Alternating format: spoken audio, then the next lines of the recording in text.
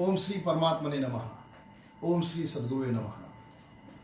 जीवनदर्शन व्यासपीठाच्या तुम्हा ज्ञानी साधकांना मी डॉक्टर विकास वायकर आणि आपलं जीवनदर्शन व्यासपीठ यातर्फे मनपूर्वक वंदन करतो. गेले 6 महिने आपण या चिंतन प्रवासामध्ये सोबत आहोत आणि या 6 महिन्याच्या प्रवासामध्ये आपण वेगवेगळ्या समकालीन किंवा तत्कालीन अशा विषयांवर, सणांवारांवर किंवा वेगवेगळ्या पर्वांवर आपण चिंतन केलं. ते अनुषंगिक अशा प्रकारचं चिंतन होतं. परंतु जीवनदर्शन व्यासपीठ या अंतर्गत जो एक मूळ उद्देश आपला आहे तो आपल्या संस्कृतीची मुळं ज्याच्यामध्ये आहेत त्या ग्रंथांची आणि त्या ग्रंथातून आपली संस्कृती जी जाणत्यापणे आपण जपतो त्याचा विचार आपल्याला करायचा आहे. म्हणून आपल्या जीवनाचं योग्य मार्गदर्शन आपल्याला या ग्रंथातून घ्यायचं आहे आणि त्या दृष्टिकोनातून आपण हे चिंतन करत आहोत. या प्रवासामध्ये मी तुमच्या समोर बोलत असताना मी तुमचा मार्गदर्शक वगैरे नसून मी तुमचा एक सहकारी, सोबती आणि त्या मार्गावरचा कदाचित तुमच्या एखादा स्टेप पुढं असलेला असा व्यक्ती असू शकतो. परंतु मी काही अशा प्रकारचा कुठला पोहोचलेला किंवा अशा प्रकारचा मनुष्य नाही हे मला सर्वप्रथम सांगणं आवश्यक. कारण आजपासून आपण एका वेगळ्या पर्वाला सुरुवात करत आहोत. कालपर्यंतच्या चिंतनामध्ये म्हणजे दिवाळीपर्यंतच्या चिंतनामध्ये किंवा त्यानंतरच्या आलेल्या आपल्या अतिशय आनंदी अशा काकडा आरतीच्या चिंतनानंतर आपल्याला थोडंसं ज्ञानकांडाकडे जायचं आहे. कारण ज्ञान हे तुम्हाला मला सर्व प्रकारचं व्यावहारिक आणि पारमार्थिक अशा प्रकारचं सर्व प्रकारचं जे प्राप्तव्य आहे तिथपर्यंत घेऊन जाऊ शकतं. त्याचबरोबर जो गीतेमधला एक शब्दार्थ आहे योगक्षेम, म्हणजे नसलेली गोष्ट प्राप्त होणे म्हणजे योग आणि त्याचं रक्षण करणं म्हणजे क्षेम. तर तुमच्या आणि माझ्याजवळ असलेल्या ग्रंथातील ज्ञानातून आपण जीवनामध्ये बऱ्याच गोष्टी प्राप्त करू शकतो, ऐहिकात असो की पारमार्थिकात असो. परंतु त्या असलेल्या गोष्टी राखणं फार महत्त्वाचं असतं. तर ते राखण्याकरता दृष्टिकोनातून सुद्धा आपल्याला हे ग्रंथ मदत करणार आहेत. 2015मध्ये खामगावला विठ्ठल रुक्मिणी मंदिरामध्ये मी ज्ञानेश्वरीच्या अंतर्गत असलेल्या काही सिद्धांतांवर चिंतन केलं होतं. जवळपास 6 महिने दर 15 दिवसांनी तिथे जाऊन तिथल्या लोकांच्या समोर वेगवेगळ्या 12 विषयांवर या ज्ञानेश्वरीतल्या सिद्धांताची चिंतन मांडलं होतं. आणि तिथून मला एक गोष्ट लक्षात आली की ज्ञानेश्वरी हा ज्ञानाचाच नव्हे तर वेगवेगळ्या प्रकारच्या जीवनाच्या सिद्धांताचा सुद्धा एक फार मोठा असा आपल्याजवळ असलेला खजिना आहे. आणि त्या खजिन्यातून आपण पाहिजे तितके मौक्तिक किंवा पाहिजे तितके रत्न जे येतं ते आपल्या जीवनामध्ये अंमलात आणून आपल्या जीवनाला सुशोभित किंवा आनंदित करू शकतो. मग त्यावेळी मी जे चिंतन केलं होतं त्याच्यामध्ये गुरु असेल, संत असेल, ईश्वर असेल, भक्त असेल, अशा वेगवेगळ्या विषयावर चिंतन झालं. जीव संकल्पना असेल, ज्ञान संकल्पना असेल, धर्म संकल्पना असेल, ह्या संकल्पना आपल्याला हळूहळू पाहायच्या आहेत. त्या वेगवेगळ्या सिद्धांताचं असं एक समन्वय किंवा समुच्चय असा करावा आणि त्याचं ग्रंथरूपानं कुठेतरी आपण त्याचं म्हणजे प्रेझेंटेशन करावं. परंतु तो ग्रंथरूपानं मांडण्यापूर्वी त्यातल्या काही सिद्धांताचं आपण चिंतन तुमच्यासारख्या जाणकार श्रोत्यांसमोर किंवा ज्ञानी अशा साधकांसमोर करावं, म्हणजे त्यातल्या काही त्रुटी ज्या आहेत त्या आपल्या आधीच लक्षात येऊ शकतील. तर अशा दृष्टिकोनातून मी काही आणखीन सिद्धांत जे शोधून ठेवले आहेत त्यातले त्याच्यामधला हा आजचा जो आपला सिद्धांत आहे माया, हा सिद्धांत मला त्या निमित्तानं त्यावेळेस मांडायचा होता. तर त्याला आज मला हा प्लॅटफॉर्म मिळालेला आहे. म्हणून इथून पुढे आपण अनुषंगानं जे सणवार येतील त्यावेळेस त्यावर चर्चा करू. परंतु तरी दिवाळीनंतर शक्यतो आपल्याला आपल्या या संस्कृतीनुसार जर विचार केला तर सणाचं प्रमाण कमी होत जातं आणि मग वेगळ्या प्रकारचं हे सुरू होतं. म्हणून आपण आपल्या चिंतनामध्ये या ज्ञानकांडामध्ये या मायेचा हा कन्सेप्ट आपल्याला पाहायचा आहे. पण बऱ्याच वेळा लोकांना आवडत नाही, पटत नाही आणि अशा प्रकारचं काही नसतं, तुम्ही तुमच्या बुद्धीनं काही करू शकता असं वाटतं. परंतु म्हणून मी त्याच्यामध्ये एक लिहिलेलं की जे लोक नास्तिक किंवा ईश्वरवादी आहेत किंवा विज्ञानवादी आहेत त्यांनी सुद्धा ही संकल्पना कमीत कमी समजून घ्यावी. कारण माझा आत्तापर्यंतचा अनुभव असा आहे की बरेचसे आपल्यातले सो कॉल्ड पांढऱ्यापेशे किंवा पुरोगामी लोक जे आहेत ते वेगवेगळ्या प्रकारच्या अशा ज्याला आपण पारमार्थिक गोष्टीला विरोध करतात किंवा त्याचा तिरस्कार करतात किंवा त्याचा तिटकारा करतात. तर त्याच्यामागं त्यांनी त्याचा अभ्यास करून त्यातल्या काही गोष्टी काढल्याचा असला भाग नाही, फक्त त्यांना त्यांच्या स्वतःच्यासाठी त्या गोष्टीचा विरोध करणं आवश्यक असतं असं मला दिसतं. म्हणून माया ही संकल्पना नेमकी काय ती आपल्याला पाहायची आणि ती जाणून घेतल्यानंतर ही माया आहे की नाही हे आपल्याला पाहिलं पाहिजे. आणि ज्ञानेश्वरी प्रणीत याच्याकरता की जर उपनिषदाचं दोहन करून जर गीता तयार झाली असेल, त्या गीतेचं तुमच्या माझ्यासाठी कलियुगामध्ये ॲप्रोप्रिएट अशा प्रकारचं भाष्य जर ज्ञानेश्वर महाराजांनी 9900 वयामध्ये लिहिलं असेल, की ज्याला आपण आपल्या काळातील सर्व परिस्थिती, सर्व प्रकारचे व्यक्ती, सर्व प्रकारच्या ज्ञानाच्या ज्या काही पायऱ्या असतील त्याच्यासाठी ॲप्लिकेबल ज्याला म्हणतात, तर तशाच्यामध्ये जर मायाच्या संकल्पना ज्ञानेश्वर महाराजांनी ती विस्तृत मांडली असेल, तर मग आपण ज्ञानाच्या स्वरूपातून त्या मायेचं चिंतन करणे, त्याचं एकंदर संकल्पना काय आणि त्याचं आपल्यासाठी असलेलं उपाययोजन काय हे आपण पाहिलं पाहिजे. आणि म्हणून मी आजपासून या जीवनदर्शन व्यासपीठाच्या निमित्तानं तुमच्यासमोर या ज्ञानाच्या चिंतनाला, चर्चेला आपण सुरुवात करूया. दुसरी महत्त्वाची गोष्ट मी म्हणजे सुरुवातीला जी सांगितली होती की यामध्ये मी तुमचा सहकारी, सोबती आणि तुमच्या बरोबरचाच आहे. मी काही यातला वेगळा माणूस नाही. ज्या गोष्टी मी तुम्हाला सांगतो त्या माझ्या आकलनात आल्या म्हणून मी तुम्हाला सांगतो. आपण जसं रस्त्यावर पाहतो की धोक्याजवळ नाही त्याचं लिहिलेलं असतं, म्हणून पुढच्याच ठेस मागचा शहाणा. मला ठेस जरी बसली नाही तरी मला जे आकलन झालं ते तुम्हाला सर्वांना समजावं म्हणून हा प्रपंच आपल्यासमोर आपण घेतलेला आहे. असो, मी आपल्या चिंतनाला या ठिकाणी सुरुवात करतो. तुम्हा सर्वांना परत या निमित्तानं वंदन करतो. ही पार्श्वभूमी मला सांगणं आवश्यक होती, कारण इथून आपण या आपल्या वेगळ्या अशा प्रवासामध्ये निघत आहोत. माया, माया हा शब्द सातत्यानं आपण आपल्या जीवनामध्ये इकडे तिकडे वापरत असतो. त्या मायेचे आपण जे पाहतो ते खऱ्या अर्थानं अजाणतेपणी, जाणतेपणी तर आता आपण ग्रंथाच्या आधारे पाहतो तेव्हा तर समजेलच आपल्याला, पण अजाणतेपणी आपण मायेचे 2-3 शब्द वापरतो. माया बाजार किंवा मुंबई ही माया नगरी आहे, म्हणजे तिथे संबंध येतो मायाच्या पैशाची. माया उसके बाद बहुत माया आहे, बरोबर आहे. म्हणजे मायाचा संबंध हा पैशाशी येतो. म्हणजे धन, सत्ता, संपत्ती, ज्ञान यातून जी शक्ती प्राप्त होते, ती शक्ती प्राप्त होत असताना मूळ जी गोष्ट लागते त्याला आपण म्हणजे पैसा म्हणतो, तर ते सुद्धा मायेचं एक स्वरूप आहे. दुसरा एक प्रकार जो आपण पाहतो की तो व्यक्ती अतिशय मायाळू आहे. आईची, वडिलाची माया, बहिणीचं प्रेम किंवा बहिणीची माया. म्हणजे माया हा शब्द त्या ठिकाणी आपण ज्यावेळेस वापरतो त्यावेळी स्नेह, प्रेम, वात्सल्य यातून तो वापरला जातो. म्हणजे जी माया पैशाच्या स्वरूपामध्ये होती ती ज्यावेळेस स्नेह आणि प्रेम किंवा वात्सल्याच्या दृष्टिकोनातून होती त्यावेळेस त्याच्यामध्ये आपण गुंतत चालतो, चिटकत चालतो. आणि मग मला त्या ठिकाणी असं नाही म्हणता नाही आलं, मला त्या ठिकाणी काही बोलता नाही आलं, कारण आमचे संबंध तसे आहेत, असा एक विषय त्या ठिकाणी सुरू होतो. म्हणजे तुम्ही दुसऱ्यांदा या भवसागरामध्ये अटकण्याचं कारण जे आहे ते तो सुद्धा आहे. तिसरा प्रकार त्यातला जो आहे माया, एक शब्द आपण वापरतो शास्त्रानुसार किंवा आपल्या ग्रंथामध्ये आपण वेगवेगळ्या कथा पाहत असताना की तो मारीच हा मायावी राक्षस होता. त्याच्याजवळ मायाजाल आहे, इंद्रजाल किंवा मायाजाल आपण म्हणतो, जादूगार लोक जे करतात ते. म्हणजे ते तुमच्या माझ्यासमोर नसलेल्या गोष्टी उभ्या करतात किंवा असलेल्या गोष्टीचं आपलं मन भरकडून टाकतात. त्याला भ्रम किंवा भ्रांती म्हणतात. म्हणजे मायाचा तिसरा आविष्कार जो आहे तो भ्रम किंवा भ्रांतीमध्ये आहे. मग भ्रम आणि भ्रांती हा जो प्रकार जो असतो आजच्या काळामध्ये आपल्याला जर पाहायचं असेल तर फक्त मी एक साधं उदाहरण सांगतो, तुमच्या लक्षात येईल. 10 लोक इलेक्शनमध्ये उभे राहतात, त्या प्रत्येकाला वाटतं मला निवडून येण्याची शक्यता जास्त आहे आणि म्हणून तो अधिक जोरात त्याच्यामध्ये लागलेला असतो. बाकीच्यांना समजतं की याचं जमत नाही म्हणून, पण तो मात्र जोरात भिडलेला असतो. तर त्याच्या डोळ्यावर त्यावेळेस जे चढलेलं असतं त्याला भ्रांती पटल जे म्हणतात, ती माया आहे. म्हणजे तुम्हाला मला या भावसागरामध्ये बांधून ठेवणार तिसरं पटल जे आहे किंवा तिसरं स्तर जो आहे तो भ्रांतीचा किंवा भ्रमाचा आहे. तर अशा प्रकारे या 3 पद्धतीनं माया तुमच्या माझ्या आजूबाजूला जुळलेली आहे. आता ही माया तुमच्या माझ्या आजूबाजूला जुळलेली आहे, तर नेमकं हे माया प्रकरण काय आहे इथपासून आपल्याला सुरुवात करायची. त्याची सुरुवात जी आहे ती खऱ्या अर्थानं ईश्वरानं ज्यावेळेस म्हटलं की एको अहम बहुश अहम, म्हणजे मी एकटा आहे, मला करमत नाही म्हणून मला जास्त व्हायचं आहे. मग जास्त होत असताना किंवा अनेक होत असताना मी काय करावं, कसं करावं याचं कार्य त्यांनी ज्याच्यावर सोपवलं त्या शक्तीला माया म्हणतात. म्हणजे माया ही ईश्वराची शक्ती आहे, हे सगळ्यात पहिले महत्त्वाचं लक्षात ठेवणं आवश्यक आहे. म्हणून ब्रह्म म्हणजे ईश्वर हे स्वरूप आणि ब्रह्माचं दुसरं स्वरूप म्हणजे माया.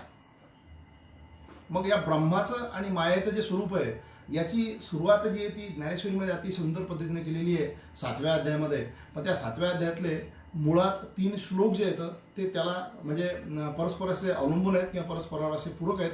आणि त्यातून आपल्याला एक स्वरूप लक्षात येतं की त्याच्यामध्ये ईश्वराचं असं म्हणणं आहे की मी हे ब्रह्मांड निर्माण केलं.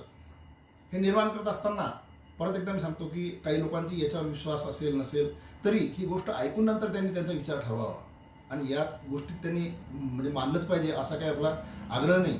पण हे जे मांडलेलं आहे ते सांगणं आवश्यक आहे. की 84 लक्ष योनी किंवा 84 लक्ष अशा वेगवेगळ्या प्रकारच्या ज्या तुकाराम महाराज एका अभंगामध्ये फार सुंदर पद्धतीने मांडलेला आहे, तो अभंग एखाद्या वेळेस मी तुमच्यासमोर मांडील. तर ह्या 84 लक्ष वेगवेगळ्या प्रकारचे जे काही जीवजंतूचे स्वरूप आहेत, त्या स्वरूपामध्ये प्रत्येकजण आपापल्या प्रारब्धानुसार म्हणजे मार्गक्रमण करत असतो आणि त्यातली सर्वोच्च जी अवस्था आहे ती मानवदेहाची आहे. आणि इथून त्यानं उन्नत होऊन प्रगत होऊन त्यांना मोक्षास जावं किंवा त्यांना मुक्त व्हावं, अशा प्रकारची संकल्पना शास्त्रामध्ये आहे. मग आपण एक गमतीचा विषय करू की जो मुलगा 8 वर्गात येतो 9 वर्गात आला, 9 वर्गातला मुलगा 10 वर्गात झाला, 10 वर्गातून 5 झाल्यानंतर 11 वर्गात गेला. मग तशा पद्धतीनं 84 लक्षच्या टप्प्याटप्प्यामध्ये शेवटच्या याच्यावर आपण मनुष्य योनीमध्ये आलो आणि मग सगळेजण जर मुक्त झाले, आता जी परीक्षा पद्धती त्या पद्धतीनं, तर मग सर्वजण मुक्त होत जर गेले तर आता आपल्या जगाच्या पाठीवर जी काही लोकसंख्या दिसते ती सर्वजण मुक्त झाली तर इकडे एकदम म्हणजे पृथ्वी खाली होऊन जाईल. पण आपण असं पाहतो की पृथ्वी तर भरगच्च भरलेली आहे. दिवसेंदिवस या पृथ्वीवर लोकसंख्या वाढीचा दबाव जो आहे तो सर्व संसाधनावर पडत आहे. याचा अर्थ या उन्नत अवस्थेमध्ये असलेला मनुष्य जो आहे तो त्याच्या क्रियामानातून म्हणजे त्याचं प्रारब्ध शुद्ध करून तो मोक्षास प्राप्त होण्याच्या लायकीचा राहत नाही. याला सुद्धा कारण जे ती माया आहे. मग बुद्धिवादी किंवा बुद्धीनं सर्वात जास्त श्रेष्ठ असलेला प्राणी जर स्वतःचं हित अशा प्रकारे समजून घेत नाही तर मग त्याच्यामागे काय कारण आहे किंवा त्याची अशा प्रकारची बद्धता का वाढते किंवा ती का वाढावी, अशा प्रकारची व्यवस्था जी ईश्वराने केलेली आहे त्याला माया म्हणतात. त्याचं कारण असं आहे मनुष्य असे सर्वजण मोक्षास प्राप्त झाले तर इकडे जसं मी सांगितलं तशा पद्धतीने वॅकन्सीज निर्माण होतील. त्या वॅकन्सीज राहू नये म्हणून त्याला अशा प्रकारचं काही कर्म जाणते अजाणतेपणे करावं की त्यातून या बाकीच्या 84 लक्ष योनीमध्ये सुद्धा त्याची पुन्हा भरती होऊ शकते. आणि त्याकरता त्याला जे कर्म सुचतं त्या सुचण्याच्या मागं त्या मायेचं पैशातून, प्रेमातून, स्नेहातून किंवा भ्रांतीतून तशा प्रकारचं कार्य तो करत असतो आणि मग तिथून तो घुसत असतो. अशा प्रकारचा सिद्धांत तो आहे. मग या 7व्या अध्यायामध्ये जे 3 महत्त्वाचे श्लोक आहेत त्या श्लोकाचं पहिले मी तुमच्यासमोर या ठिकाणी वाचन करतो आणि त्या वाचनातून तुमच्या एक गोष्ट लक्षात येईल की इथपासून सामान्यातून त्या ईश्वरापर्यंत पोहोचणारे जे भक्त आहेत त्यांची निर्मिती कशी होत जाते. तर श्लोक क्रमांक 13 जो आहे त्या 13व्या श्लोकामध्ये भगवंत म्हणतात, त्रिभी गुणमये भावे एभी सर्वम इदम जगतः मोहितम न अभिजानाती माम एभ्य परम अव्यय. याचा अर्थ गुणाचे कार्य असणाऱ्या सात्विक, राजस आणि तामस या तिन्ही प्रकारच्या पदार्थांनी हे सर्व जग प्राणी समुदाय मोहित झाले आहेत.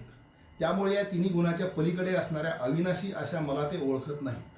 म्हणजे या मायेच्या पडद्यामुळे आपण त्या ईश्वराला ओळखत नाही. हा या श्लोकाचा अर्थ आहे. हा आपण विस्तृत प्रमाणामध्ये पाहू. मग त्याच्यानंतरच्या श्लोकामध्ये ते म्हणतात, तो श्लोक आपल्या मायेच्या दृष्टिकोनातून आपल्याला पूर्णपणे पाहायचा आहे. दैवी ही एषा गुणमयी मम माया दूरतया. भगवंत सांगतात, दैवी ही एषा गुणमयी मम माया दूरतया माम एव ये प्रपंदते मायाम एताम तरंती ते. म्हणजे ही दैवी आहे म्हणजे मी निर्माण केलेली माया आहे.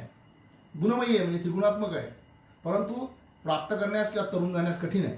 परंतु तरीही जे माझे भजन करतात, जे माझ्या स्वरूपास मिळण्याचा प्रयत्न करतात किंवा माझ्या स्वरूपाचं सातत्यानं चिंतन करतात त्यांना मात्र हे तरुण जाण्यासाठी सोपं आहे.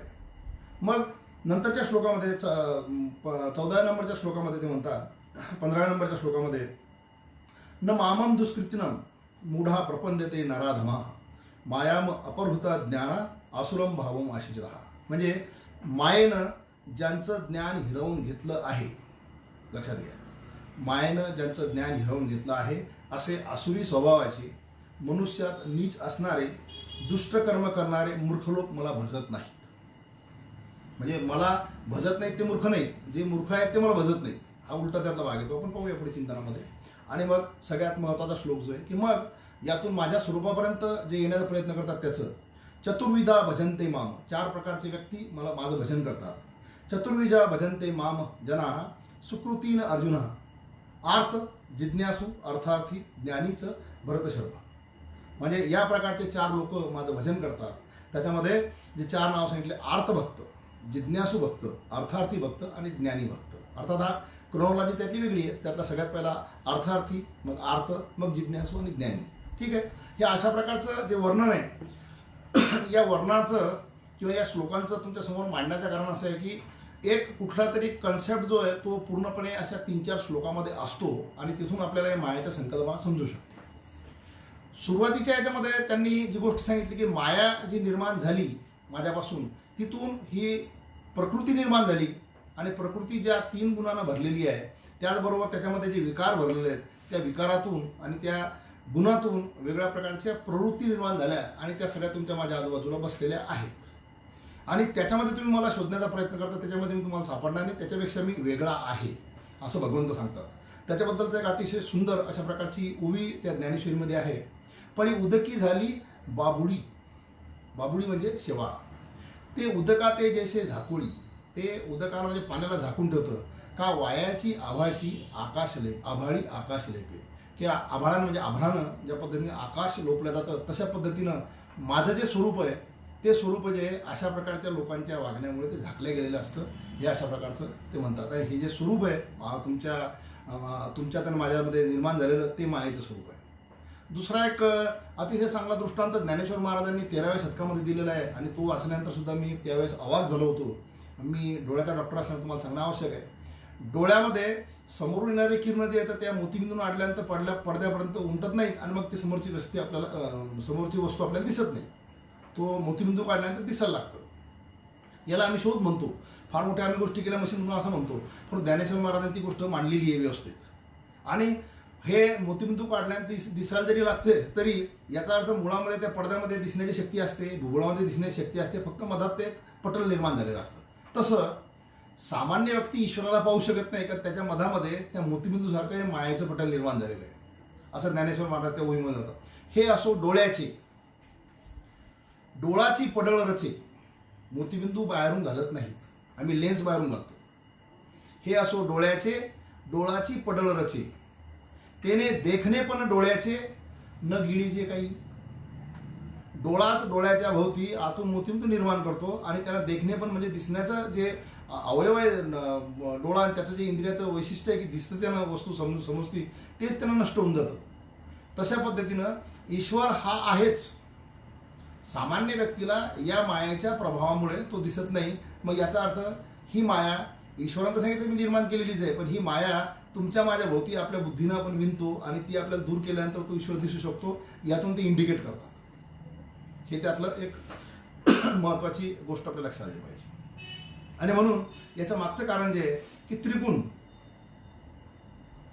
आणि विकार यानं मोहित होऊन आपण कुठेतरी अविवेकाची प्राप्ती करतो आणि विवेक आपला नष्ट होतो आणि त्यातून आपण या वेगळ्या जाणीवा ज्या आहेत त्या आपल्या नष्ट होतात आणि आपण आपल्या स्वतःचं स्वकेंद्रित किंवा अहंकारच्या दुनियेमध्ये अटकतो, असा त्याचा अर्थ. असो, या आजच्या एपिसोडमध्ये आपल्याला जी महत्त्वाची गोष्ट पाहायची आहे की माया नेमका जो प्रकार आहे त्याचे मी तुम्हाला वेगळ्या प्रकारचे अँगल सांगितलं, पण मायाचं वर्णन जे आहे ते ज्ञानेश्वरीमध्ये अतिशय सुंदर पद्धतीने दिलेलं आहे. या अध्याय क्रमांक 7मध्ये ओवी क्रमांक 68 पासून 82 पर्यंतचं त्यांनी जे वर्णन केलेलं आहे ते वर्णन अतिशय म्हणजे ज्याला म्हणतो आपण की हृदयाचा ठाव घेणार आहे आणि त्या दृष्टिकोनातून आपल्याला त्याचा हा विचार पाहायचा आहे. असो, मग हे असं होत असताना सामान्यतः आजच्या काळामधली एक अडचण आपल्याला सगळ्यात पहिले पाहायची की सामान्य व्यक्ती जो आहे त्याची अंतर्बाह्य जी आहे ती सर्व गोष्टीची शुद्धता त्याने केली तरी बाहेर व्यवहारामध्ये पडल्यानंतर व्यवहाराचं वागणं किंवा व्यवहाराच्या गोष्टी पाहिल्यानंतर त्याच्या मनावर कुठेतरी अशा प्रकारचं किल्विश निर्माण होतं आणि मग त्याला वाटतं की मी अतिशय तत्वानं चाललो, मी अतिशय प्रिन्सिपल धरून आहे किंवा अतिशय ज्याला आपण काय म्हणतो की माझा सदाचार धरून आहे आणि जगामध्ये तर हे सर्व फसगत होताना दिसते अशा प्रकारची. तर ही त्याची भूमिका निर्माण झाल्यानंतर कदाचित तो सुद्धा म्हणतो की मी चुकत असलो पाहिजे. त्यावर ज्ञानेश्वर महाराजांनी 13व्या अध्यायामध्ये एक ओवी सांगितली. ती ओवी सांगून आपण या गोष्टीची सुरुवात करूया की माणसानं मग कसं राहिलं पाहिजे व्यवहारामध्ये वागत असताना. आपल्या सर्व प्रकारच्या संकल्पना जर अशा पद्धतीने क्लिअर झाल्या असतील की मला माझ्यापुरतं जे पाहिजे ते प्राप्त झालं त्याच्यामध्ये मला समाधान आहे, मी माझ्या परिवारामध्ये माझ्या आजूबाजूला असलेल्या स्नेहीजनांमध्ये मी समाधानी आहे, मी ज्या परिस्थितीमध्ये आहे त्याच्यापेक्षा गरिबी किंवा हालाकी भोगणारे सुद्धा खूप लोक आहेत, त्यामुळे ईश्वरानं माझं दिलेल्या शक्तीतून मी जे काही व्यवहारातून प्राप्त केलेलं आहे त्यातून मला जे मिळालं समाधान त्यात मी खरोखर जे मला प्राप्त झालेलं आहे त्यात मी समाधानी आहे असं जर वाटत असेल तर त्याच्या मनाची बैठक जर तशी असेल आणि ती विचलित होत नसेल तर मग दुसऱ्याचा कितीही प्रोग्रेस तो कशा पद्धतीने त्याने केलेला असावा. किंवा दुसऱ्यांना अचीव केलेल्या कोणत्या प्रकारच्या गोष्टी असतील त्याच्यापासून त्याचं मन विचलित होत नाही, अशा प्रकारची ओवी आहे. ती ओवी आपण सातत्यानं आपल्या मनामध्ये कुठेतरी रिझर्व म्हणजे जर तिचं चिंतन केलं तर आपल्याला बऱ्याच अशा प्रकारच्या टेम्पटेशन्स जे असतात त्याच्यापासून आपल्याला दूर जाता येऊ शकतं. ती ओवी म्हणते, देह तरी वरिले कडे आपुलिया परी हिंडे. आपण देहानं फिरत असतो सगळीकडे, परी बैसकानं मोडे मानसीची. तुमच्या मनामध्ये, तुमच्या बुद्धीमध्ये, तुमच्या एकंदर चिंतनामध्ये जी एक वैचारिक बैठक, आध्यात्मिक बैठक किंवा तुमच्या स्वतःच्या बद्दलची संकल्पना परिपूर्ण पद्धतीने बसलेली असते, जी तुमच्या क्षमता, तुमच्या मर्यादा आणि तुमची सर्व शक्ती यानं तुम्ही जे प्राप्तव्य केलेलं आहे त्याबद्दल तुमचे पूर्ण कन्सेप्ट क्लिअर झाल्यानंतर बनलेली असते.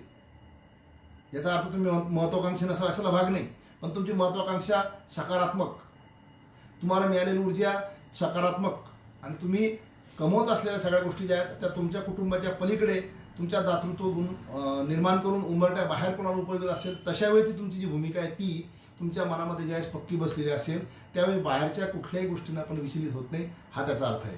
देह तरी वरिलियेकडे आपुलिया परी हिंडे परी बैसकानं मोडे मानसीची. आणि हे अशा प्रकारची एकदा भूमिका झाली की मग आपल्याला एक दुसरा कन्सेप्ट जो आहे तो या जगतातला तो लक्षात येऊ शकतो. तो कन्सेप्ट जो आहे तो तत्वज्ञानामध्ये मांडला गेलेला आहे. बीइंग म्हणजे असणे, आपण सर्वजण आहोत, पण इथून पुढे आपल्याला काहीतरी गोष्टी ज्या आहेत तर त्या बिकमिंग म्हणजे होणे या प्रवासामध्ये जाणं आहे. म्हणजे डे बाय डे आपण फक्त वयानं वाढत चालतो, पण वयानं वाढणं ही समृद्धी नाही, ही समृद्धी नाही. काल परवा मी माझा 56वा वाढदिवस साजरा केला, अनेक लोकांच्या शुभेच्छा आल्या, पण तो खऱ्या अर्थानं वाढदिवस असतो की जीवनाचा घटदिवस असतो, तो घटदिवस असतो. मग त्यावेळी आपण सीमालोकन करून पाहिलं पाहिजे की आपण बीइंग म्हणजे आपण होतो काय आणि बिकमिंग म्हणजे आपल्याला व्हायचं काय. ठीक आहे, उमेदीच्या काळामध्ये मी 12वीचा विद्यार्थी आहे, त्यावेळेस मला डॉक्टर व्हायचं, ओके झाला. डॉक्टर झाल्यानंतर मला असं असं करायचं, ओके झाला. पण हे सर्व जे करून राहिला बेटा तू स्वतःसाठीच करून राहिला, त्याच्या पलीकडे तू निघू शकला का? म्हणजे बीइंग फॉर माय सेल्फ ही जी गोष्ट आहे ही प्राणी मात्रामध्ये सर्वत्रच आहे. आहार, निद्रा, भय, मैथुनमध्ये सर्व प्रकारचे पशु आहेत बीइंग असणे. पण बिकमिंगमध्ये म्हणजे होणे याच्यामध्ये आपण फार कमी लोक उतरतो आणि तसा उतरण्याचा प्रयत्न जो आहे तो तत्वज्ञानाच्या दृष्टिकोनातून अशा प्रकारे करता येऊ शकतो. पण त्याकरता ही तुमच्या परी बैसकाना मोडे मानसीची या दृष्टिकोनातून तुमची माझी तशी बैठक निर्माण झाली पाहिजे की मला नेमकं कुठपर्यंत अचिव्हमेंट माझ्याकरता करायचं आहे आणि तिथून मला बाहेरच्याकरता निघायचं आहे. आणि म्हणून संस्कृतमध्ये त्या बिकमिंगला किंवा होण्याला भव म्हणतात. आपण जो आशीर्वाद देतो यशस्वी भव, विजयी भव, हा भव जो आहे म्हणजे होणे. आणि मग तिथून जो शब्द आला तो भवसागर. याचा अर्थ हा भवसागर जो आहे हा सातत्यानं बदलत असतो. होणे, असणे, पाणी आहे तुमच्या माझ्या घरामध्ये माठामध्ये पाणी आहे, त्याचा वरचा तवंग जो आहे तो सारखा असतो.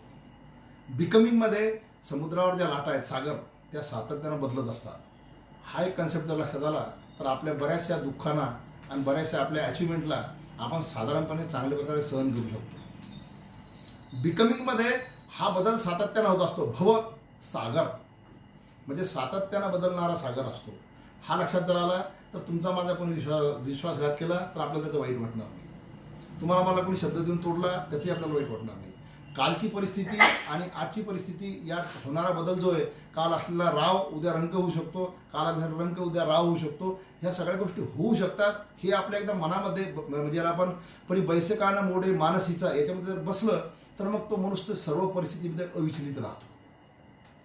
अशा प्रकारचा या भावसागराचा कन्सेप्ट आहे. आणि म्हणून तुकाराम महाराजाचा अभंग मागच्या वेळेस मी जो घेतला होता, माझे चित्त तुझे पायी राही ऐसे करी काही, धरोनिया बाही भव हा तारी दातारा. तू तुझा हातानं आमची बाही धरून किंवा माझा बाहू धरून मला तू या भावसागरातून दूर घेऊन जा, कारण हा भावसागर फसवा आहे. माझ्यापेक्षा कोणी पुढे गेलं मला वाईट वाटतं, माझ्यापेक्षा कोणी मोठा झाला मला वाईट वाटतं.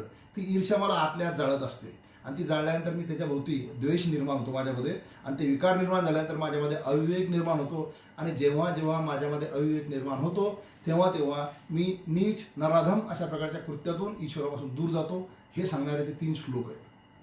असा तो कन्सेप्ट आहे.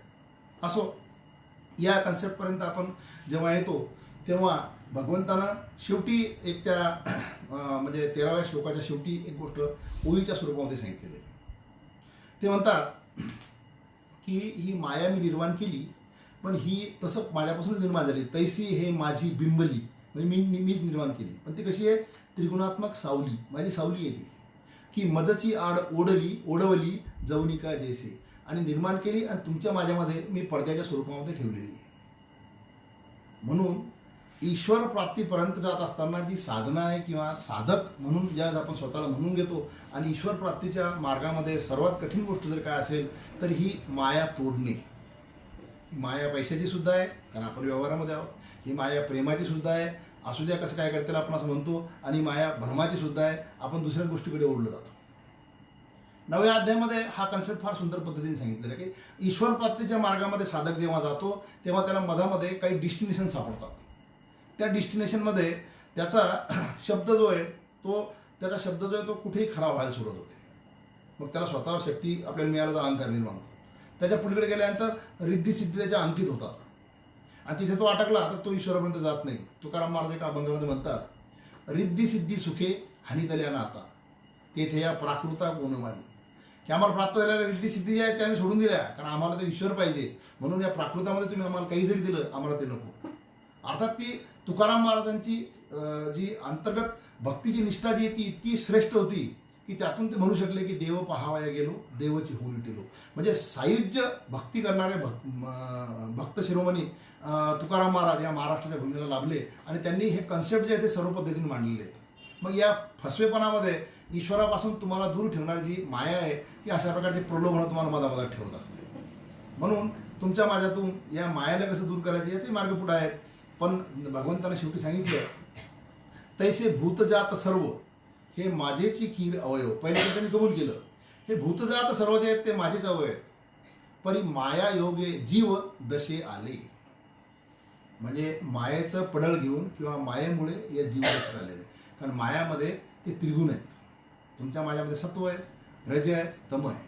तमात असाल तर आपल्याला सत्वात जावं लागेल, तमात असेल तर आपल्याला रजात जावं लागेल, रजातून सत्वात जावं लागेल, आणि सत्वात सुद्धा अहंकार संपूर्णपणे नष्ट झाला तर आपण त्या ठिकाणी येऊ शकतो. आणि मग तसं झाल्यानंतर ईश्वराला आपल्यात हा पडदा जो आहे भ्रांतीचा किंवा मायेचा जो आहे तो आपल्याला जो फसवतो, त्याच्याबद्दल भगवंत शेवटी म्हणतात, हे असं असून सुद्धा माझ्या अवयव असून सुद्धा, हे आपण व्यवहारामध्ये सुद्धा पाहतो की एखाद्या कुटुंबातून आलेले काही लोक जे मोठे होतात ते शेवटी त्या कुटुंबातल्या मोठमोठ्या त्यांना मदत करणाऱ्या व्यक्तींना सुद्धा विसरतात. ईश्वर तर म्हणतो मी तुम्हाला दिसलोच नाही, मी तुम्हाला सर्व प्रकारची मदत केली, परंतु त्यांना कबूल केलं की हे तुम्ही सर्व माझे अवयव आहात, परंतु तुमच्या स्वतःच्या प्रारब्धाच्या आणि आतापर्यंत केल्या तुमच्या त्या जन्मजन्मीच्या पापपुण्याच्या हिशोबातून तुम्ही त्या प्रारब्धातून इथपर्यंत आलेले, आणि त्याच्यावर ते मायाचा म्हणजे त्रिगुणाचा पगडा आहे, आणि तिथून तुम्ही मला माझी ओळख विसरत चालता. म्हणून माझेची मी नव्हती, माझे आहेत पण ते मला ओळखत नाहीत. माझेची माझं न ओळखती, मला ओळखत नाहीत. आणि त्याचं कारण त्यांनी सांगितलं, जे मी सुरुवातीला सांगितलं, अहम ममता भ्रांती विषयांध झाले. म्हणजे अहंकार, ममता म्हणजे तो स्नेह, आणि भ्रांती म्हणजे भ्रम, या 3 कारणामुळे आपण त्या ईश्वराला विसरलो असं भगवंत म्हणतात. आणि तिथून या मायेचं वर्णन ज्ञानेश्वर महाराजांनी ज्ञानेश्वरीमध्ये केलेलं आहे ते आपल्याला पाहायचं. पूर्वार्धामध्ये कदाचित आपलं या मायेचंच वर्णन होऊ शकेल, आणि इथून आपल्याला उत्तरार्धामध्ये याचं ॲप्लिकेशन, कारण आपल्याला या सर्व गोष्टीचं चिंतन जे करायचं आहे ते चिंतन करत असताना आपला एकमेव गोल ठरलेला आहे. मी परत ती गोष्ट सांगणं आवश्यक आहे तुम्हाला, की या सगळ्या गोष्टी आपल्या ज्ञानप्रचुर गोष्टी ज्या आहेत किंवा कठीणातले कठीण सिद्धांत जे आहेत आपल्याला जे पाहायचे ते आपल्याला नुसतं तात्विक चिंतना करता पाहिजे नाही. Everything we discuss on this forum is for application of those things in your and my life. या सगळ्या गोष्टी या आजच्या प्लॅटफॉर्मवर आपण ज्या चिंतन करतो किंवा आपण आतापर्यंत चिंतन करत आलो त्यातून त्या सगळ्या गोष्टी आपल्या जीवनामध्ये आपल्याला कुठं लावता येतात. ॲप्लिकेशन, ॲप्लिकेबिलिटी, अप्लाइडनेस, आणि तिथून तुमच्या माझ्यामध्ये असलेली त्रुटी आणि उणिवा दिवसेंदिवस आपल्याला त्या भरून काढायच्या आहेत. कदाचित 1 जन्म, 2 जन्म, 3 जन्म, 5 जन्मही लागू शकतात. पुन्हा तुम्ही म्हणसाल की या जन्माचा काय प्रकार आला. मी मागच्या वेळी सांगितलं होतं की नामदेवराय म्हणतात की जन्मोजन्मी आम्ही बहुपुण्य केले तेव्हा या पांडुरंगाचे पाय दिसले. म्हणजे त्यांनी सांगितलं की बहु जन्मात आम्ही पुण्य केल्यानंतर हे आम्हाला सापडलं. बहुत सुकृत अशी जोडी म्हणून विठ्ठल आवडी. काहीतरी जन्मजन्मीचं आमचं पुण्याचं गाठोडं आहे सुकृत, त्याच्यामुळे आम्हाला पंढरपूरच्या पांडुरंगाची माया सापडल्याचं ज्ञानेश्वर महाराज म्हणतात. याचा अर्थ तुम्हाला मला एकाच जन्मामध्ये सगळ्या गोष्टी प्राप्त होतील याचा भाग नाही. म्हणून ही माया आपल्याला समजून घ्यायची. आणि या मायाचं हे स्वरूप जे आहे भ्रांतीचं, अहंकाराचं आपल्याला माहिती आहे, ते आपल्या सर्वांमध्ये आहेच. त्यातून मी काही सुटले नाही चिंतन तुमच्या समोर करत असताना. म्हणजे आपल्या सर्वांमध्ये तो प्रकार अहंकाराचा आहे. ममता जी आहे ती बऱ्याच ठिकाणी माणसाला तशा प्रकारचा फसवते. आणि त्या ममतेपायी मनुष्य कसा फसत चालतो हे आपल्या महाराष्ट्रानं बऱ्याच ठिकाणी अनुभवलेलं आहे. विशेषतः राजकारणामध्ये या गोष्टी दिसतात. मी जास्त त्यावर भाष्य करत नाही. भ्रांती मात्र दिस इज कॉल्ड एज मिसकन्सेप्शन. एखाद्या गोष्टीबद्दलचं जे संकल्पना आहे ती चुकीच्या दृष्टीने समजली, मग आपण त्याला शब्द वापरतो आणि तिथून आपल्या जीवनामध्ये कशा प्रकारचे बदल होत चालतात पहा. पहिला शब्द ग्रह. माझा त्याच्याबद्दलचा ग्रह चांगला आहे, बरोबर आहे. आग्रह आल्यानंतर काय झालं माहिती आहे का, तुम्ही ते केलंच पाहिजे, हे असं झालंच पाहिजे. अरे पण ते योग्य आहे का, ते अयोग्य आहे का, म्हणजे मिसकन्सेप्शन झाला. तिसरा त्याच्या पलीकडचा प्रकार दुराग्रह, म्हणजे चुकीच्या गोष्टीचा आग्रह धरायचा. आग्रह चांगल्या गोष्टीचा असू शकतो. जेवताना एखाद्या डायबिटीच्या माणसाला तुम्ही गुलाबजाम खाऊ घालून राहिले, तुमचा आग्रह योग्य आहे पण त्याच्यासाठी तो अयोग्य आहे. म्हणजे आग्रह समजला तुमचा. दुराग्रह जो आहे तो चुकीच्याच गोष्टीचा आहे. मित्र बसले आणि त्याला जो एक त्यातला चांगला मुलगा आहे त्याला सांगायचं नाही दारू पिवाच लागते, हा दुराग्रह झाला. This is called as again misconception, भ्रांती. आणि त्याच्या पलीकडचा परग्रह दृष्टी ज्याला म्हणतो आपण, म्हणजे ज्याला आपण प्रिज्युडाईस म्हणतो. एखाद्या व्यक्तीबद्दल आपले कन्सेप्ट चुकीचेच असणे, तो असला तर मग आपण येत नाही बरं का, तो दिसला की माझी तळपायच्या मस्तकाला जाते बरं का, हे आपण प्रकार सांगतो. म्हणजे भ्रांती जी आहे ती अशा पद्धतीतून वावरत असते. ज्ञानाच्या दृष्टिकोनातून आपण त्याचं बऱ्याच ठिकाणी म्हणजे प्रकार पाहिले तर आपण म्हणतो मल विक्षेप आवरण. तर तो विक्षेपचा प्रकार जो आहे तो या भ्रांतीमध्ये बऱ्याच वेळा येतो. असो, म्हणजे या भगवंतानं सांगितलेल्या 3 गोष्टीपैकी की म्हणून माझेची मी नव्हती, माझेनी माझं नोळखती, अहम ममता भ्रांती विषयांद झाले. या 3 गोष्टीमुळे त्यांना या माझ्या भोवती ते दूर गेले आणि मला ते ओळखत नाहीत हे असं लक्षात आलं. परंतु मग याचा उपाय काय, याचा शोध कशासाठी घ्यायचा, तर याचा शोध घेत असताना तुमच्या माझ्या आजूबाजूला या अशा प्रकारच्या गोष्टी सगळ्या पसरलेल्या आहेत, तिच्यामध्ये तुम्हाला मला स्थितप्रज्ञ राहता येऊ शकतं. या दृष्टिकोनातून आपल्याला तिकडे पलीकडे जाता येऊ शकतं. म्हणून त्या दुसऱ्या श्लोकामध्ये दैवी हेशा गुणमयी मम माया दूरतया मामेवय प्रपदन्ते माया मेताम तरतींते, अशा प्रकारचं त्या 14व्या श्लोकामध्ये भगवंतांना जे तुम्हाला मला आश्वासन दिलेलं आहे, त्या दैवी असलेल्या या माया नदीचं वर्णन जे ते ज्ञानेश्वर महाराजांना अतिशय उत्कृष्ट पद्धतीने केलं आहे. त्याची चिंतन आपल्याला सगळ्यात महत्त्वाचं या ठिकाणी पाहायचं आहे. तर त्यांनी सुरुवातीला जी गोष्ट सांगितली किंवा मी बोलताना जी गोष्ट बोलत ती ज्ञानेश्वर महाराजांनी सुरुवातीला त्या ठिकाणी सांगितलेली की जी ब्रह्मचलाचा आधाळा पाहिल्या संकल्प जलाचा उघडा सवेची महाभूताचा बुडबुडा साना आला. संकल्प केला मी की मला एकट्याला करमत नाही, म्हणून या ब्रह्मांडाचं निर्मिती झाली आणि या ब्रह्मांडामध्ये अनेक जीवनास आले आणि ते येत असताना ही सृष्टी निर्माण झाली. मग याचा अर्थ की नदी जर तिथून निघाली म्हणजे त्या ब्रह्मापासून किंवा ब्रह्मपर्वतापासून किंवा त्या भगवंतापासून, तर याचा अर्थ ती तिथून डिसोशिएट झाली आणि मग ती इकडे समोर तुमच्या माझ्यापर्यंत आली. परंतु ती येत असताना तिनं ह्या सृष्टीची निर्मिती करत असताना त्या ओळीमध्ये ज्ञानेश्वर महाराज म्हणतात, जे सृष्टी विस्ताराची नि ओघे चढत काळ कलेचे नि वेगे प्रवृत्ती निवृत्तीचे तंगे तटे सांडी. मग प्रवृत्ती आणि निवृत्तीचे अशा प्रकारचे तिला काठ निर्माण झाले आणि त्या काठातून ही सृष्टी विस्ताराला यायला सुरुवात झाली आणि या हळूहळू ती जशी पुढं आली. नदीचं वर्णन जे ज्ञानेश्वर महाराजांनी केलेलं आहे त्याचं चिंतन जर केलं तर मनुष्य थक्क होऊन जातो. आजच्या काळामध्ये आपण पाहतो गंगा ज्यावेळेस गंगोत्रीतून निघते आणि विशेषतः ऋषिकेशपर्यंत येते त्यावेळेस त्याच्या पलीकडच्या कुठल्या ह्याच्यामध्ये तिला कुठल्या प्रकारचं पोल्युशन नसल्यामुळे पाणी नितळ असतं. त्याचा तळ पाहून घ्यावा. त्याच्यामध्ये एक आवेग असतो कारण तो उताराचा भाग असल्यामुळे, एक स्पीड असतो, खळखळाट असतो आणि त्याच्यामध्ये एक चैतन्य असतं. ते चैतन्य या मायेच्या नदीनं भगवंतापासून सुटली त्यावेळेस त्या पद्धतीचं होतं. पण पुढे पुढे त्याच्यामध्ये जसं आपण मग बिहारपर्यंत वर इकडे येतो, मग वेगवेगळ्या प्रकारचे नदी नाले ओढे कचरा काही ठिकाणी मग वेगवेगळ्या प्रकारच्या कन्सेप्टनुसार ते मृत झालेले शरीर किंवा हे सगळे त्या नदीमध्ये सोडायला सुरुवात होते पवित्र होण्याच्या दृष्टिकोनातून.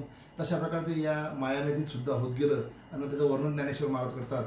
याच्यात मात्र वेगळ्या पद्धतीने केलं. नदीचं जे वर्णन असतं त्याच्यामध्ये जे इथं द्वेषाच्या आवर्ती दाटत मत्सराचे वळसे पडत माझी प्रमदाती तळपत महामीन. आवर्त कशाचे आहेत? द्वेषाचे. मी सांगितलं सुरुवातीला, माझ्यापेक्षा तो पुढे गेला म्हणजे माझा द्वेष सुरू झाला.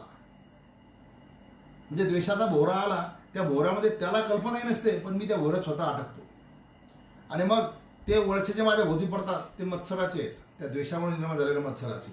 आणि मग तिथून मी माझ्यामध्ये जो उन्मत्तपणा येतो तो उन्मत्तपणा त्याच्यामध्ये सुटायला सुरुवात होते. म्हणजे कधी कधी आपण आपल्या द्वेषापायी होणाऱ्या मत्सरापायी पुढच्या व्यक्तीचा कितीही प्रकारचा म्हणजे किती प्रकारचा आपल्या अंतर्यामी त्याच्याबद्दलची हे असते निगेटिव्ह किंवा आपण ज्याला म्हणतो नकारात्मक भावना असते की त्याचा आपण कधी कधी सुपारी देऊन लोक खून करून टाकतात. म्हणजे अशा प्रकारचा प्रमाद सुद्धा आपण तिथून करतो. आणि मग याच्यामध्ये जे प्रपंचाची वळणे, कधी कधी तुम्हाला मला चांगल्या गोष्टी सुद्धा सापडतात वळणावर प्रपंचाच्या. कर्माची ओभणे म्हणजे त्याच्यामध्ये कर्माचे पूर्वमदामध्ये येत असतात. वरी तरताती ओसाने सुखदुःखाचा केर कचरा त्या नदीवर असा तरंगत चालतो आणि तिथून मग तुमची माझी निर्मिती होते. निर्मिती फार सुंदर पद्धतीने ज्ञानेश्वर महाराज सांगितलेली आहे. रतीची या बेटा. ज्ञानेश्वर महाराज वयाच्या 15व्या वर्षी ज्ञानेश्वरी लिहिली. 15व्या वर्षी आजच्या काळामध्ये आपण जर पाहिलं तर मुलांना काही पोर्न फिल्म पाहिल्यानंतर काही ज्या गोष्टी समजत असतील ते समजत असतील, त्या सुद्धा विकृत भावनेतून बरं का, वाचण्याच्या स्वरूपातून.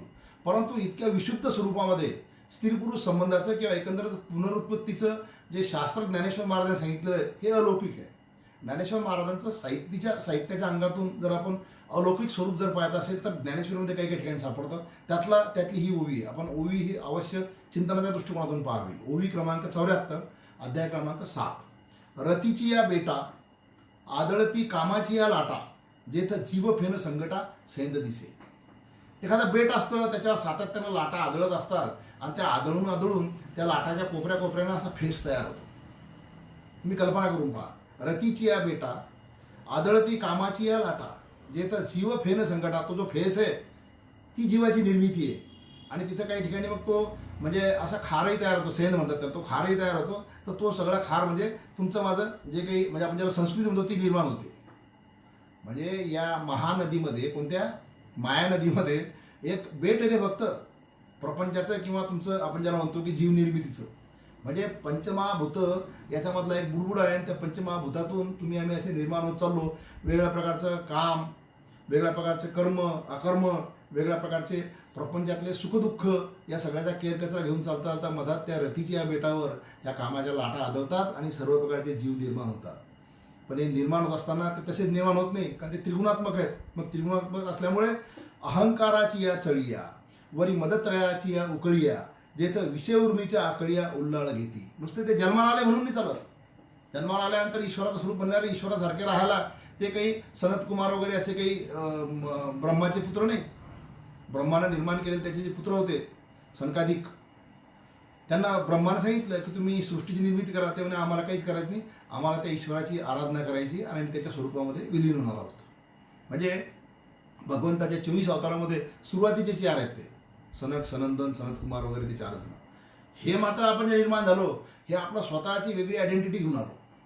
कारण आपल्या जीवामध्ये आपल्या निर्माण होत असतानाच्या त्या प्रारब्धाच्या बरोबर ज्या काही वासना घुसलेल्या आहेत त्या वासना ज्या आहेत आपल्याला अहंकाराची या चळिया, मी म्हणजे कोणतरी वेगळा आहे. तेथे मदत्रयीची या उकळिया. मध्ये कोणते मद? विद्या, सामर्थ्य आणि धन. मी सुरुवातीला सांगितलं मायेचा तो प्रकार आहे आपल्याकडे. विद्येमुळे सुद्धा मी फार ज्ञानी आहे, तो एक मद असतो. धनाचा मी फार श्रीमंत आहे आणि सामर्थ्य माझ्या सर्व प्रकारची सत्ता आहे. या 3 गोष्टी ज्या येतात या माणसाला अहंकारामध्ये आणि आपण ज्याला अहंकाराच्या पलीकडे जो मद आहे त्या मदामध्ये ते घेऊन जातात. जे तर विषय उर्मीच्या आकळीया उल्लाळ घेती. या 3ही मदांच्या उकळ्या सातत्यानं त्या जीवामध्ये यायला सुरुवात होते. या वर्णनामध्ये तुमच्या लक्षात येईल की मनुष्य आपल्या स्वतःचं अस्तित्व जे ते सर्वश्रेष्ठ मानायला सुरुवात करतो आणि त्यामुळे मर्यादित आयुष्य जगणारा व्यक्ती मनुष्य, मर्यादित बुद्धिमत्ता असलेला जीव मनुष्य हा अविनाशी अमर्याद अशा ईश्वराचं स्वरूप विसरतो. आणि इथं ही महत्त्वाची गोष्ट लक्षात ठेवणं आवश्यक आहे की त्याला तशा प्रकारचं विसरावं अशा प्रकारचं लक्षण त्याच्यामध्ये निर्माण होण्याकरता जी परिस्थिती आजूबाजूला असते त्याला माया म्हणतात. आणि तो आपण त्याला विसरलो म्हणजे आपण वेगळ्या प्रकारच्या ज्या जीवनामध्ये कुचेष्टा करतो, वेगळ्या प्रकारचे कुकर्म करतो आणि वेगळ्या प्रकारच्या चुकीच्या गोष्टी करून आपण त्याच्यामध्ये बद्ध होत चालतो, तिथे आपल्याला खऱ्या अर्थानं त्या ईश्वराला त्या जाळ्यामध्ये तुम्हाला मला अडकवायचं आहे. आणि जेणेकरून त्याच्या 74 लाख योनीची जी काही व्हॅकन्सी असते ती भरून निघली पाहिजे अशा करता हा खटाटोप त्याचा आहे ईश्वराचा. मग हा खटाटोप आहे याला प्रूफ काय, याचा प्रूफ मला तुमच्या समोर द्यायचा की हे तो करतो का, किंवा त्यानं अशा प्रकारचं केलेलं आहे आपण तर त्याचे पुत्र आहोत, त्याच्यासारखे अमृताचे पुत्र आहोत, मग तो आपल्याला अशा याच्या जाळ्यात का अडकवतो. त्यानं मी सुरुवातीला सांगितलं त्यानं जर या जाळ्यात तुम्हाला मला अडकवलं नाही मायेच्या तर आपण सर्वजण मुक्त होऊन जाऊ. मुक्त झाल्यानंतर ही पृथ्वी खाली होऊन जाईल. ही पृथ्वी खाली कधीच होणार नाही, कारण आपण त्या आपल्या स्वतःच्या अंतर्यामी असलेल्या त्या वासनेतून वेगळ्या प्रकारच्या अहंकार, भ्रांती, ममता यातून आपण वेगळ्या प्रकारचे पापकर्म जे करतो त्यातून आपण बद्ध होत चालतो. वेगवेगळ्या प्रकारचे संकल्प केल्यामुळे आपण बद्ध होत चालतो. याचा प्रूफ मला तुम्हाला द्यायचा आहे. भागवताच्या दशम स्कंदामध्ये भगवंताला म्हणजे गोकुळामध्ये मथुरेमध्ये जन्म घ्यायचा आहे. मग ते जन्म घेण्याच्या आधीची परिस्थिती जी आहे या पृथ्वी तलावर वेगळ्या प्रकारच्या व्यापलेल्या अशा प्रकारच्या पापानं ही पृथ्वी जी आहे ती गायरूप स्वरूपामध्ये दाखवली, गायीच्या स्वरूपामध्ये ती अतिशय त्राही भगवान झालेली आहे. ती ब्रह्माकडे जाते आणि ब्रह्माला म्हणते की या पापाचरण करणाऱ्या दैत्यांपासून मला सोडवा. मग ब्रह्मा तिला घेऊन विष्णूकडे जातात आणि मग विष्णूकडे गेल्यानंतर त्या ठिकाणी विष्णू जे येतं ते त्यांना ती परिस्थिती अवगत असतेच महाविष्णूला. आणि मग ही 8व्या अवताराच्या जन्माच्या आधीची पार्श्वभूमी दशम स्कंदामध्ये भगवंताच्या लीला आहेत सर्व. मग त्या ठिकाणी ते महामायाला बोलवतात आणि त्या महामायाला ते जो आदेश देतात तो आदेश तुम्हाला तुमच्या समोर या ठिकाणी त्याचं वाचन करून दाखवायचं आहे. तुम्हाला कधी भागवताचं चिंतन करायला मिळालं तर तुम्ही हा श्रीमद भागवत दशमस्कंद आणि द्वितीय अध्यायामध्ये त्यांनी ती गोष्ट मांडलेली आहे. ते ज्यावेळेस या पृथ्वीचं ब्रह्माकडे बोलणं होतं आणि ब्रह्माला घेऊन तिथे ती जाते आणि त्यासमोर भगवंत मायेला एक बोलून तिला आज्ञा देतात की हे देवी, हे कल्याणी, तू गोकुळात जा, भगवंत म्हणतात महामायेला. आणि गायी यांनी तो प्रदेश सुशोभित झाला आहे. तेथे नंदाच्या गोकुळात वसुदेवाची पत्नी रोहिणी राहत आहे. म्हणजे वसुदेवाची पत्नी देवकी जी आहे ती त्यांच्याबरोबर कारागृहामध्ये, पण रोहिणी दुसरी पत्नी या कंसाच्या त्रासातून मुक्त होण्या किंवा दूर करण्याच्या दृष्टीकोनातून त्यांनी त्यांच्या मित्राच्या तिकडे गोकुळामध्ये पाठवलेली आहे. तेथे वसुदेवाची पत्नी रोहिणी राहत आहे. त्यांच्या इतर पत्नी कंसाच्या भीतीने गुप्त जागी अशा राहत आहेत. कंसाच्या भीतीने वसुदेवाच्या पत्नी तिथे राहत आहे. सध्या माझा शेष नावाचा अंश देवकीच्या उदरात गर्भरूपाने राहिला आहे. देवकीच्या गर्भामध्ये सध्या शेषानं अंशरूपानं जन्म घेतलेला आहे. ज्यावेळेस भगवंताचं अवतरण होतं त्यावेळेस इतर देव जे असतात ते सुद्धा अंशरूपानं पृथ्वी तलावर येतात. अशा प्रकारचा तो कन्सेप्ट आहे बरं का. हे आपल्याला लक्षात घ्यायला लागेल. म्हणून शेष जो आहे तो सध्या देवकीच्या गर्भामध्ये आहे. त्याला तेथून काढून, लक्षात घ्या, त्याला तेथून काढून तू रोहिणीच्या पोटात नेऊन ठेव. आजच्या काळामध्ये आपण सरोगेट मदर ही जी कन्सेप्ट पाहतो की नाही त्याची संकल्पना भागवतामध्ये मांडलेली आहे. सायन्स कितीही पुढे गेलं तरी सायन्सचे बरेचसे कन्सेप्ट जे आहेत ते आपल्या शास्त्रामध्ये आहेत. फक्त ते पोथीत राहिल्यामुळे आणि ते पोथीवाल्या लोकांनी सांगितल्यामुळे आपला त्यावर विश्वास बसत नाही. परंतु हे मी तुम्हाला भागवतातलं दशम स्कंद सांगून राहिलो त्याकरता हे आपण प्रत्येकानं पाहिलं पाहिजे. हे कल्याणी, नंतर मी माझ्या सर्व शक्तीसह देवकीच्या पुत्र होईन आणि तू नंदपत्नी यशोदेच्या ठिकाणी जन्म घे. म्हणजे पहिलं काम काय करतो, देवकीच्या सध्याचा गर्भ जो आहे तो रोहिणीच्या गर्भात नेऊन ठेव, तो तिथे नेला जाईल.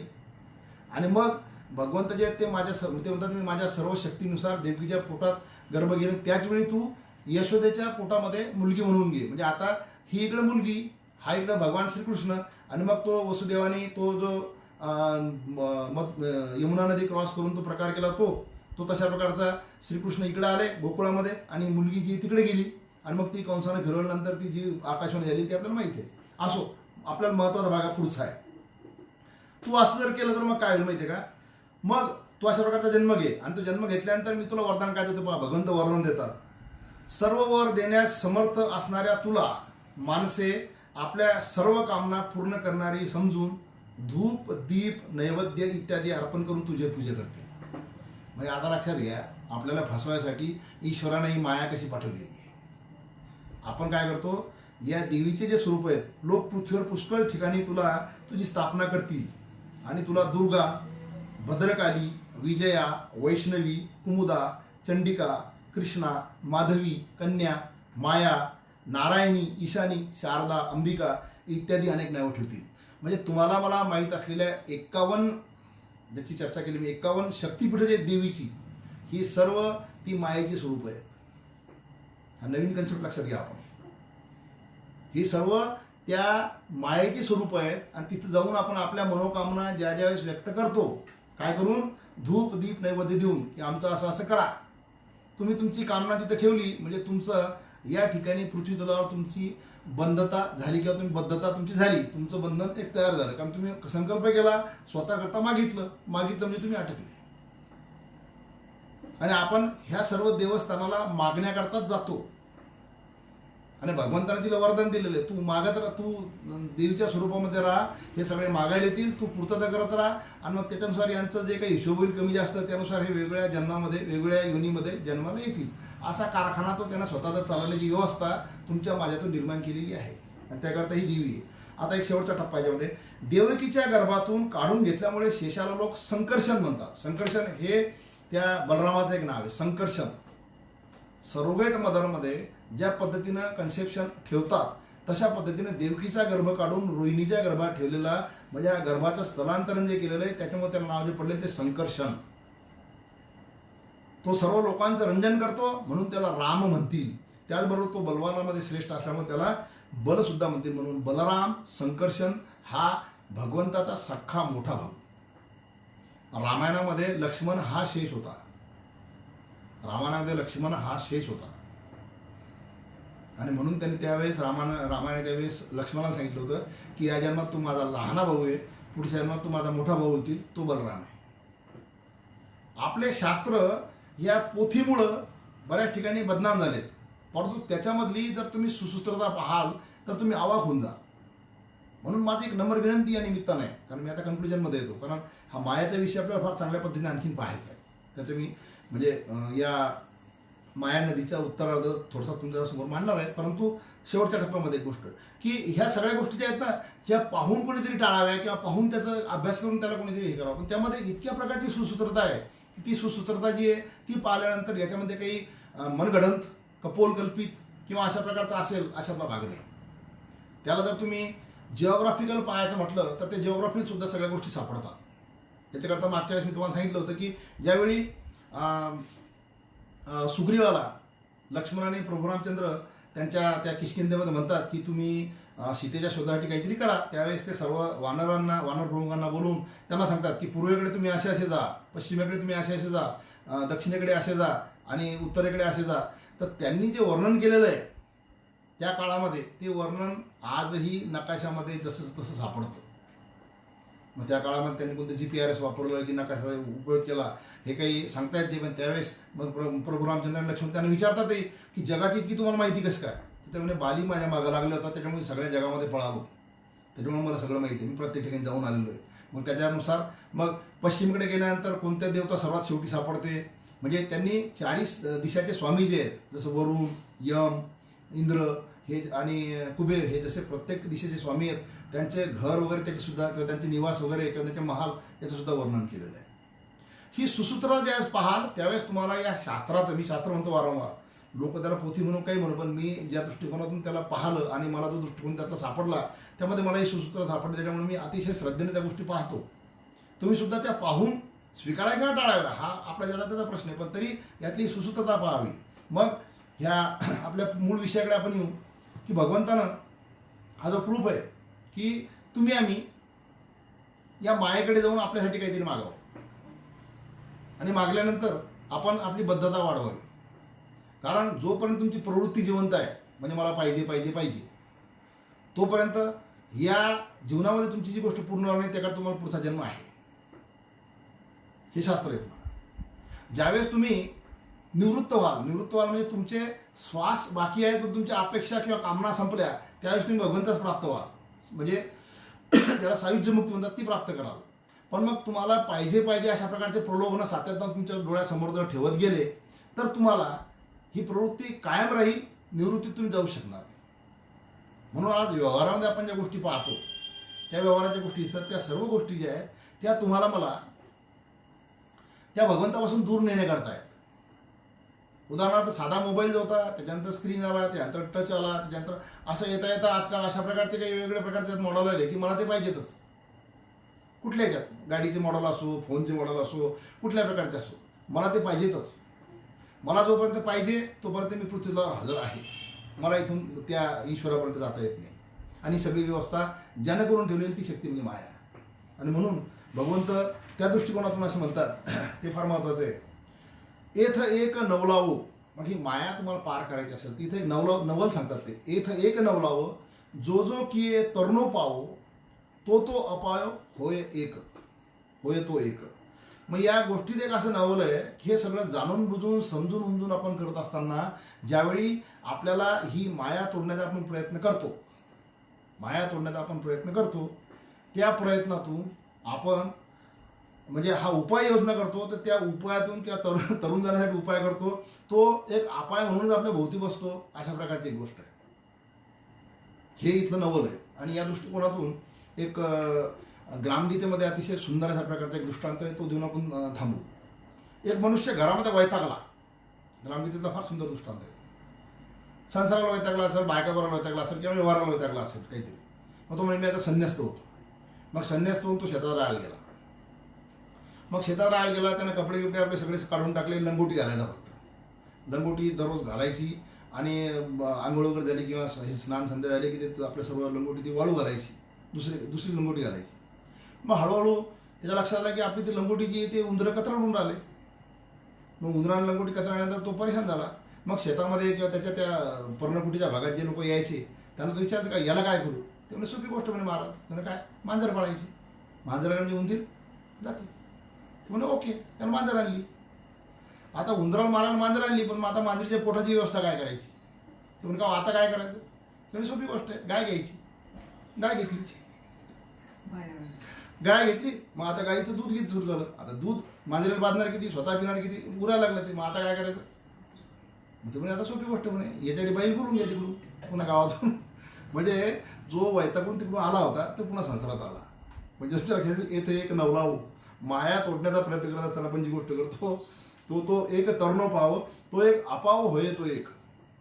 इथं माया नदी पार करण्याकरता आपण जे काही उपाय करतो आपल्या स्वतःच्या बुद्धीनं, हे लक्षात घ्या. कारण याचा उत्तरार्ध मला सांगायचं आहे की मग काय केलं पाहिजे. भगवंत जी म्हणतात की मामेव जे प्रपंदते माया मिताम तरती ते, तर जे मला माझं भजन करतात ते याच्यातून पार होऊन जातात, ते भगवंतांनी फार सुंदर पद्धतीने सांगितलेलं आहे.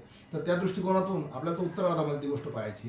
तर इथे हा जो उपाय आपण करण्याचा प्रयत्न करतो आपल्या बुद्धीनं, त्यांना काही अडचणी येतात.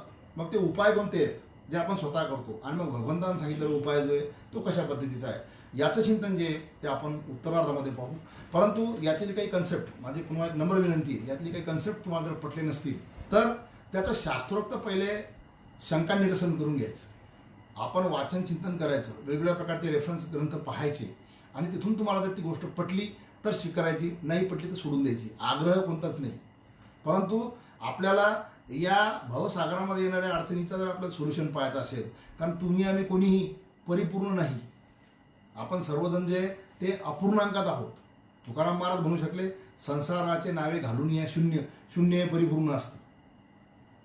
आणि म्हणून ब्रह्म आणि माया ह्या गोष्टी ज्या आहेत ह्या तुटून जाण्याकरता भजने किंवा भजन करणे, भजने म्हणजे आश्रय घेणे, संस्कृतमध्ये अर्थ आहे भजने. पण ते भजन करत असताना मन या ठिकाणाहून ते भजन झालं पाहिजे. कारण मनाचा संस्कृतमध्ये अर्थ आहे चिंतन करणे.